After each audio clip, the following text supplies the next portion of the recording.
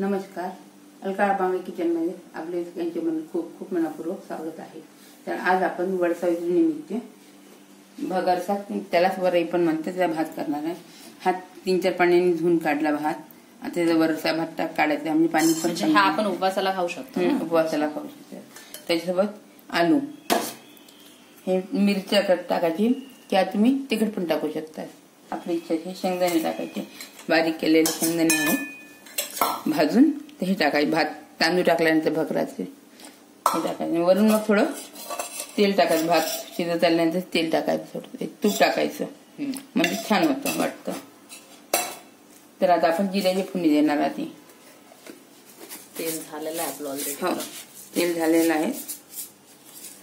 याला कच्चा आलूची फोडणी टाकायची, शिजलेले आलू नाही।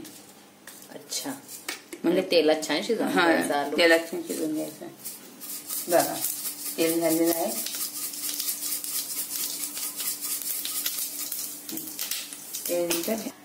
आलू नीट आपण घेतलेला आहे ना पुसून? हो, आलू पुसून कोरडं होते म्हणजे मग हातावर उडत नाही।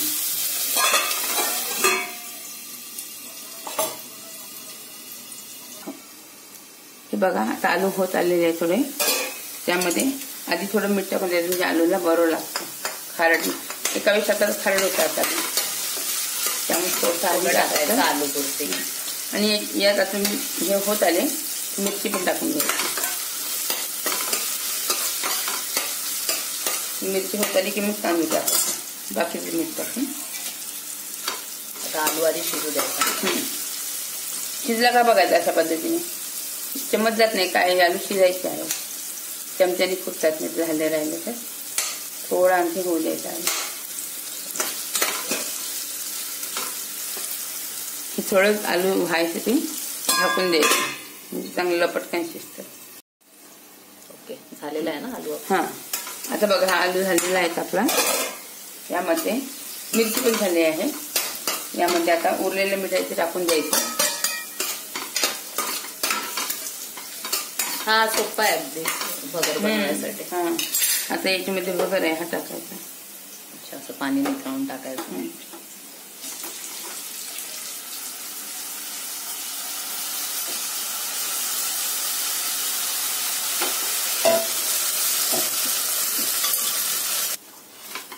आता आपलं सगळं टाकून झालेलं आहे।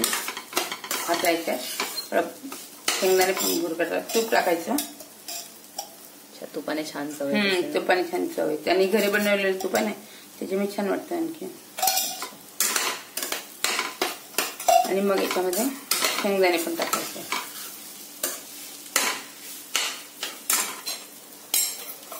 शेंगदाणे बारीक केलेले आहे हे टाकायचे।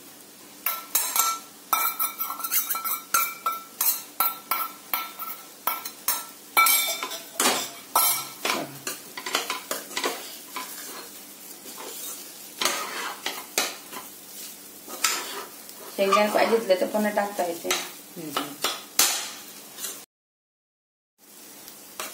आता पाणी टाकायचं ना। तर हे बघा आपल्याला चालेल, पाणी टाकून घ्यायचं। मोठी गॅस ठेवायची, लवकर थोडंसं मग कमी करायचं काही वेळाने। आणि याला पाणी दिसते त्याच्यामुळे भरपूर पाणी टाकायचं। अच्छा, याला रव्यासारखं पाणी दिसतं का? पुन्हा पाणी लागतं याला, पुन्हा पाणी टाकते।